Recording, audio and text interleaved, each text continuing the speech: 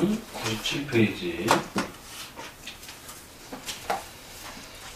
5장부터는 말씀드린 것처럼 로마 카톨릭의 이제 부패와 교회의 그 타락된 모습, 정치 질서 제도가 타락할 때 어떤 형태로 이제 망가지는지, 그리고 어느 부분이 망가졌을 때 교회 질서 제도가 전체적으로 붕괴가 되는지에 대해서 잘 정리를 해놨습니다. 그래서 적어도 오늘 우리 시대에도 지금 교회론과 교회 질서, 정치 질서가 총체적으로 지금 공격받고 있는 이런 시대에 어느 부분 때문에 문제가 발생이 되고, 또 우리가 그러면 건전하고 성경적인 교회 질서 제도를 회복하기 위해서는 어떤 부분들이 또 이렇게 잘 회복되어야 될 것인가, 이런 것들을 함께 고민하면서 살펴보셔야 됩니다. 그래서 첫 번째는 성도들이 참여해서 교회 지도자들의 또 이러한 학식과 생활에 대한 이런 올바른 자격을 갖출 수 있도록 성도들이 또 거기에 헌신해주고, 또 성도들이 승인해서 자신들의 목회자들을 또 이렇게 투표를 통해서 받고, 이런 성도들의 청빙의 형태든 안수의 형태로든 목회자들이 세워지는 그 과정에 성도들이 함께 참여해서 함께 또 협력하는 이런 과정들을 없애버리게 될 때 결국 교회는 무자격자에 대한 교회 지도자들의 이러한 난립이 결국에는 반드시 발생된다라고 이렇게 지난번에 또 먼저 앞서 지적을 했습니다.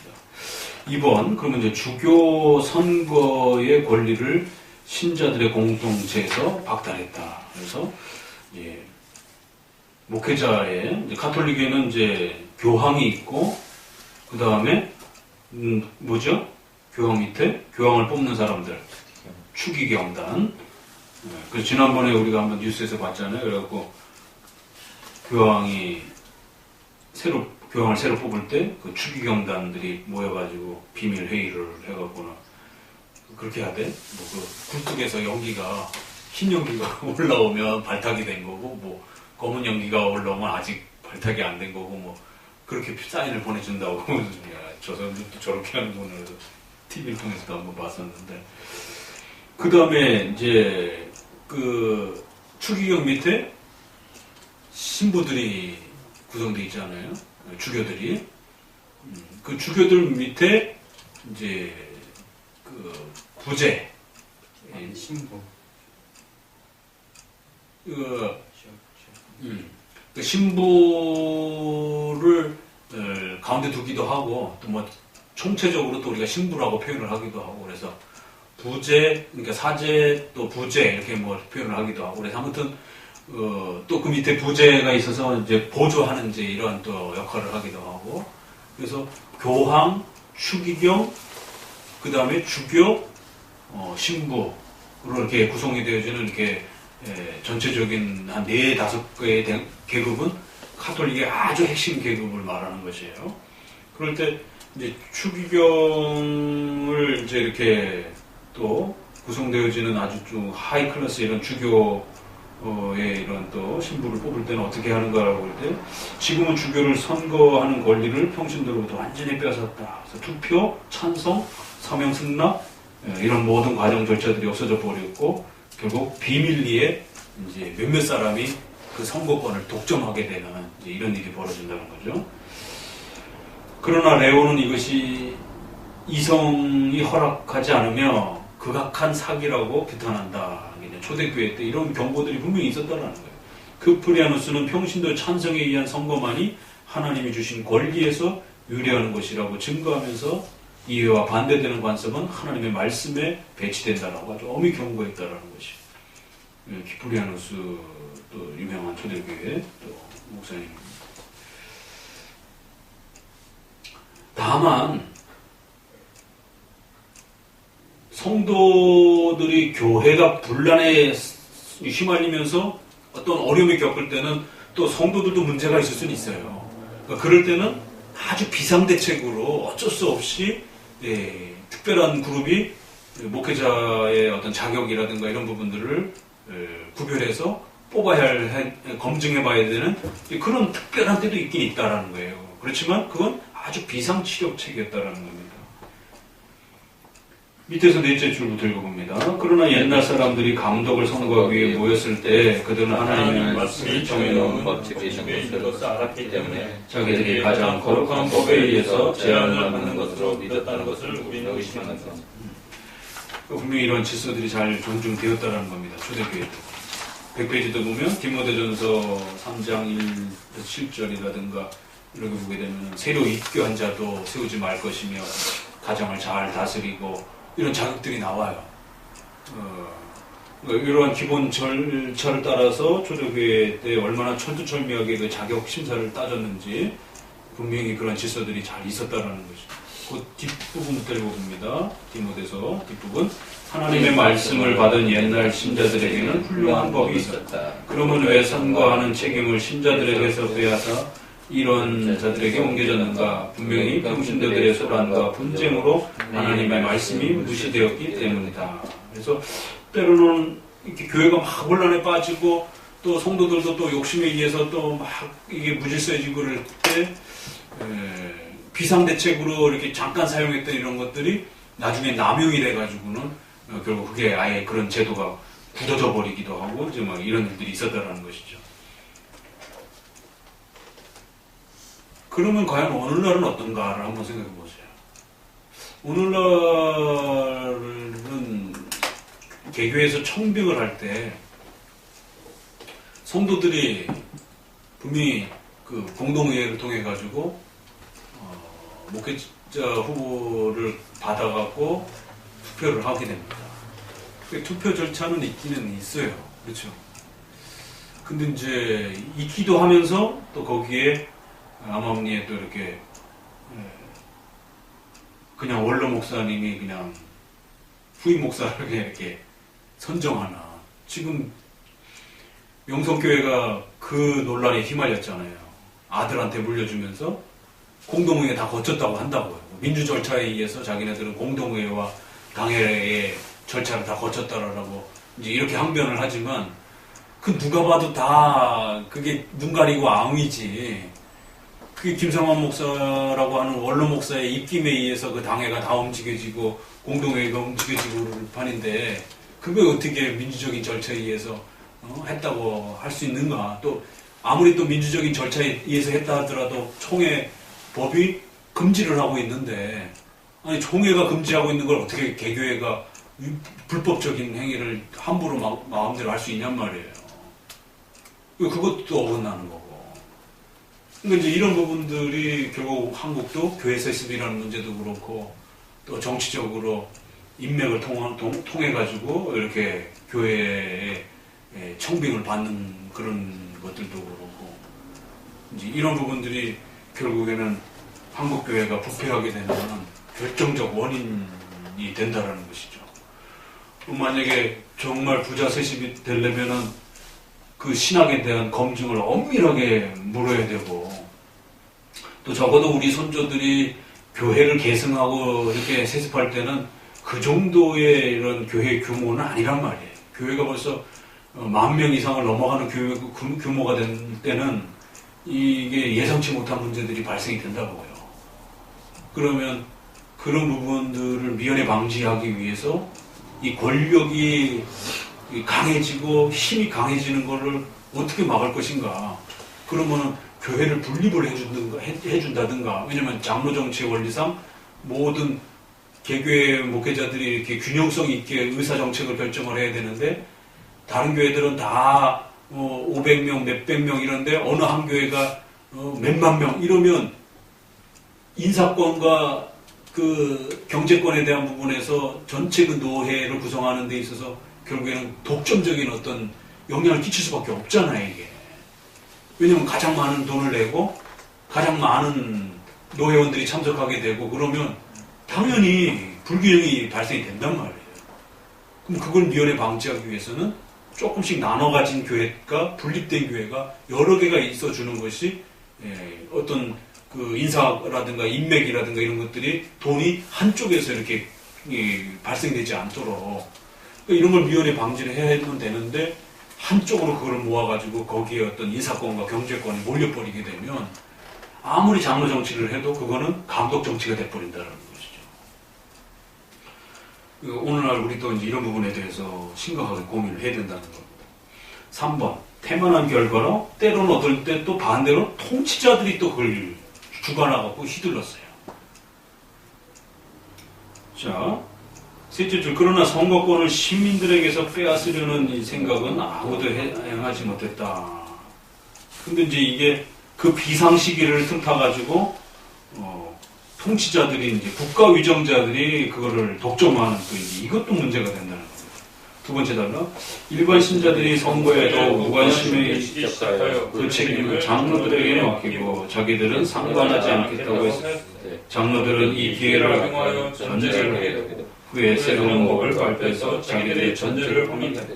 그런 이제 비상시기가 결국에는 독재를 정치를 행하는 그런 토대가 되어버렸다는 것이죠.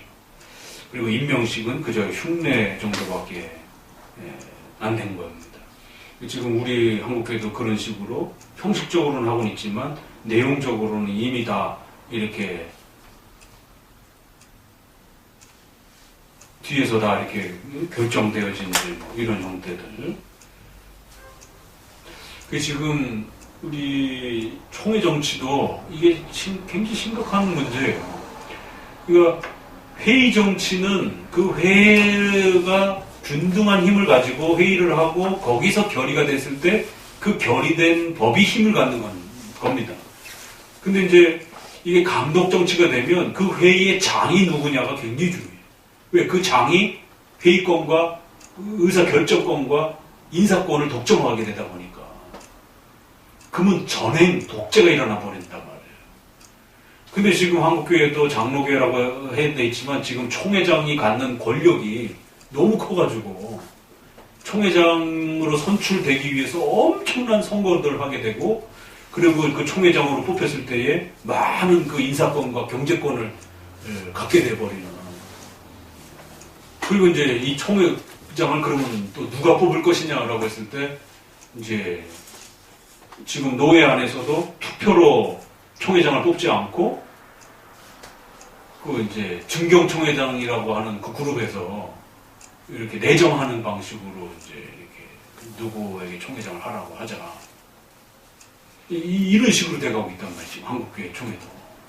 그나마 그 총회장을 뽑는 방식에 있어서 지금 총회장이라고 하는 독점화된 그 장이라고 하는 권력화된 형태도 지금 심각한 거고, 회의를 중재하는 회의의 의장이 아니라 하나의 독립적 권한을 갖는 하나의 이 감독 개념이 되어버렸어요. 그래갖고는 엄청난 권력이 독점화되는. 그리고 또 그걸 뽑는 방식에 있어서도 증경이라고 하는 전임 총회장들이라고 하는 이제 이런 그룹 안에서 전임 노회장 그룹 안에서 내정하는 형태로 이렇게 하고. 그러니까 노회원이라고 해서 가갖고는 투표권을 잃어버리게 돼요. 그러니까 평신도 당회에 있어서 평신도들이 투표권을 잃어버린 것처럼 노회와 총회 가가지고 노회원들이 선거권을 잃어버리게 돼요. 그냥 내정돼가지고 그냥 이렇게 뽑혀져 버리는. 거기서 가부만 묻는 그냥. 근데 거기서 아니오할 수도 없는 것이고 분위기상 또 아니오해도 투표수가 모자르면 되지도 않고. 그러니까 이제 이런 부분들이 과거에 이 카톨릭의 이런 형태처럼 선거권을 잃어버리는 이제 이런 형태가 지금 아주 심각한 형태가 되어 있는 겁니다. 그래서 여기도 보면 이제 101페이지에 거기 읽어봅시다. 넷째 줄, 참으로 추악한 예가 있었다. 경건한 군주라면 이런 부패한 짓을 하지 않았을 것이다. 그들은 궁정에서 주교를 파견해서 교회를 장악하게 했다. 일반 신자들이 원하지 않는 적어도 자유로운 발언에서 승인하지 않는 주교를 강압적으로 떠맡긴다는 것은 교회를 약탈하는 것이었다. 그렇게 교회 지도자를 그렇게 내정하거나 강압적으로 그렇게 특별한 사람들이 그것을 전담한다든가 이런 것들은 결국 교회를 약탈하는 행위가 된다는 것이죠. 굉장히 심각한 필수죠. 교회를 약탈한다는 것이죠. 왜 이제 항상 교회의 힘은 이게 균형과 견제와 잘 조화를 이루지 못하면 이게 국가의 위정자에게로 넘어가면 엄청난 자신의 그 권력, 정치 권력을 확보하는 하나의 또 종교적 힘이 돼버린단 말이에요. 그러니까 국가 위정자는 항상 이 교회의 이 인사권과 재정권을 확보하려고 독점하려고 시시탐탐 그렇게 또 문제를 일으켰고, 또 교회 안에서는 교회의 특별한 그룹들이 이거를 권력을 독점하려고 이제 감독 정치를 하려고 하는 1인 체제를 가지려고 하는 이제 이런 형태가 돼요. 이러다 보니까 오늘날은 아예 다 싫은 거예요, 그런 게. 그러니까 교인들이 그냥 교회 제도와 질서 자체를 거부해버리는. 그러니까 무교회주의, 무형교회주의 형식으로 한국교회도 벌써 돌입해버렸잖아요. 그리고 셀교회, 가정교회, 이런 것들이 다 무교회주의 운동들입니다. 이게. 그냥 소그룹끼리 목사님 없이 그냥 자기네들끼리 그냥 마음 맞는 사람들끼리 모여서 그냥 서로 신앙에 대해서 이야기하고 같이 기도하고 그냥 성경 읽고 그러면서 신앙을 유지하는 거지. 완전 또 그 반대로 이렇게 가버리게 되는. 결국 사탄은 양쪽으로 성도를 결국 묶어버리는 거예요. 이쪽에는 독재 형태로 성도들을 묶어버리는 거고, 이쪽에는 교회 없는 성도로 또 성도를 묶어버리는 것이고, 결국은 양쪽의 방식으로 다 이렇게 성도들을 괴롭히는 이제 이러한 유혹들이 또 있는 겁니다. 그래서 우리가 이제 이런 부분들 있어서 항상 조심하셔야 되고, 오늘 우리 시대에도 여전히 이러한 종교 권력의 이러한 폐단들이 교회 질서가 무질서해지게 되면 반드시 이런 일들이 반복이 되어진다는 것. 그래서 성경적인 교회 질서의 핵심을 우리가 어떻게 잘 지켜낼 것인가에 대해서 끊임없이 고민하고 또 공부하고 알아가야 된다는 거예요. 정리해보면 성경적 교회 정치 질서에 우리가 교회론에서 고백하는 세 가지 원리가 있죠.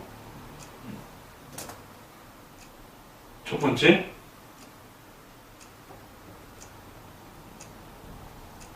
기억나십니까? 장로 정치가 되기 위해서 반드시 있어야 되는 세 가지 원리. 장로회,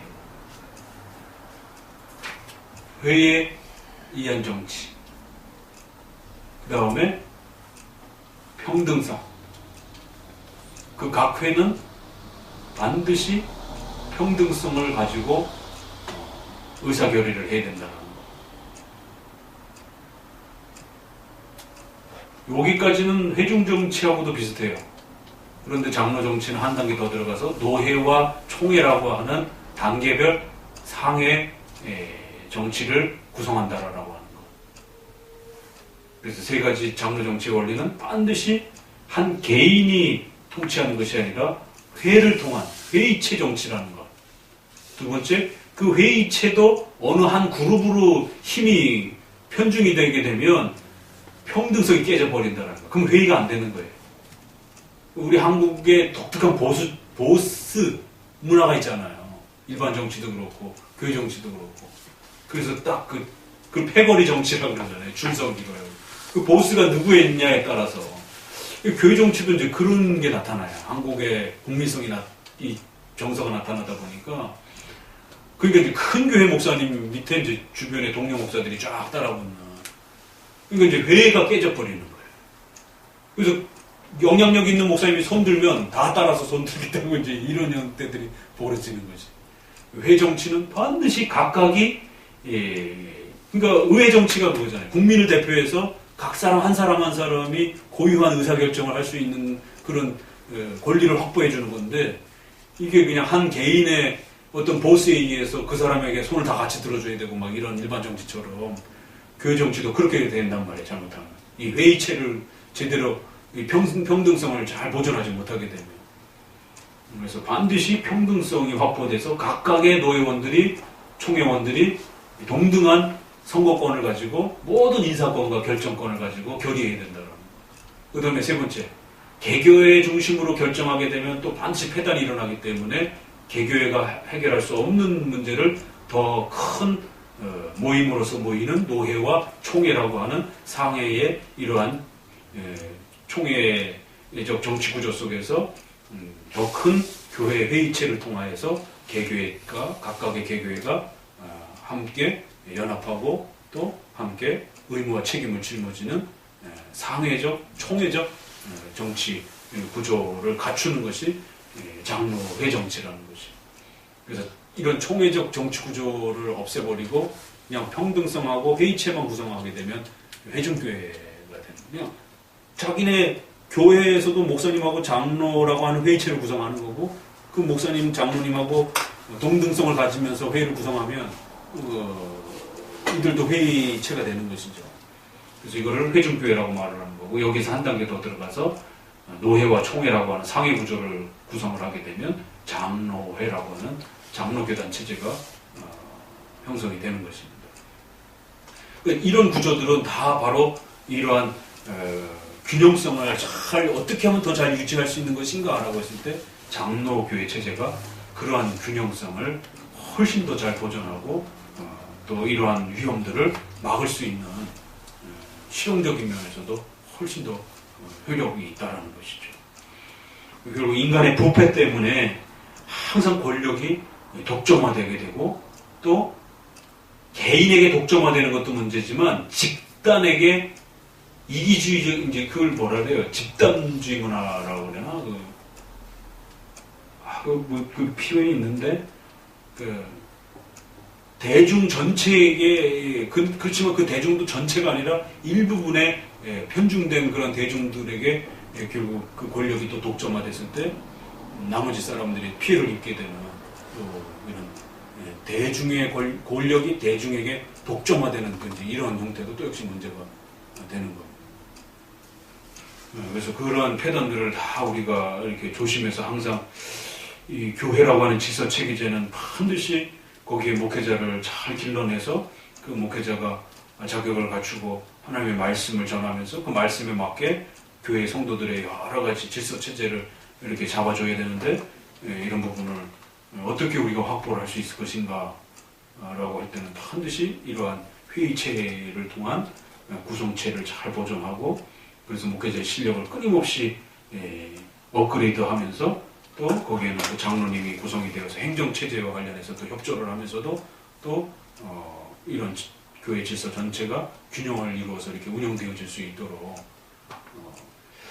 그리고 또 한 개교회로만 있어서는 안 되고 반드시 교회들이 서로 연합해서 서로를 견제하면서 서로가 타락하지 않도록 서로 돌봐주고 서로 살펴주는 그러니까 이게 균형과 견제가 끊임없이 서로 이렇게 한 개인에게 한 개교에게 전체가 서로 이렇게 맞물려 있도록 그래야만 이런 그 부패와 위험으로부터 교회가 훨씬 더 잘 보호가 된다는 것이죠. 그런 것을 하나님은 아시기 때문에 충분히 이런 질서들을 세워주시는 거죠. 근데 교인이 혼자서 자기 혼자 이렇게 신앙생활하면서 성경 공부하면서 이렇게 혼자 있겠다? 이건 굉장히 위험한 것이죠. 이렇게 해도 될까 말까 한데 그런 많은 위험으로부터 자기가 혼자서 성경 공부하면서 그냥 이렇게 독립적인 그런 신자로 있겠다라고 하는 건 더 위험한 또 발상이 될 수도 있다라는 것이. 그래서 한편으로는 지나친 교회 제도가 독점화되면서 문제를 일으켰다면 또 반대쪽에는 이렇게 교회 제도 자체를 아예 부정해버리고 그냥 무교회주의적인 무질서적인 또 형태로 또 이제 가게 되는 이제 이런 또 패단들도 이게 왔다 갔다 합니다. 이게. 그러니까 이런 또 카톨릭의 패단들이 오늘 우리 시대에 어떻게 반복이 되고 있는지 또 우리 것을 그럼 우리가 어떻게 잘 확보하고 지켜내갈 것인가 이런 부분들에 대해서 또 항상 또 고민하셔야 됩니다. 3장 가죠. 기도합니다.